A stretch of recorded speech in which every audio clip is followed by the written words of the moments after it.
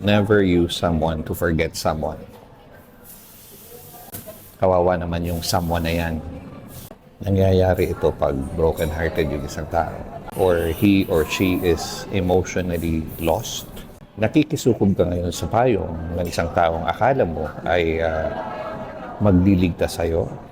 Matatakpan niya yung butas nung nang iwan sa'yo. Pero kung puntong healing at moving on ang pag-usapan, ay malabo pong mangyari yun. Hindi lang ikaw yung malilito, pati yung taong ginamit mo. Kung meron mang magandang effect ito, pansamantala lamang. Temporary lamang.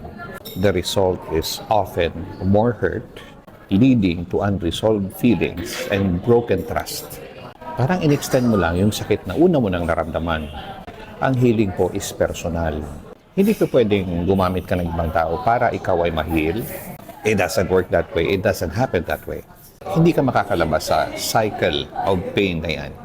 Pag inayos natin yung ating mga sariling peklat, scars, dapat head-on ka sa mga sakit na yan. Hindi pwedeng iasa mo sa isang tao at punuan niya yung blanco na iniwan ng isa. Never rely on someone else to fill up the void that was left by someone else.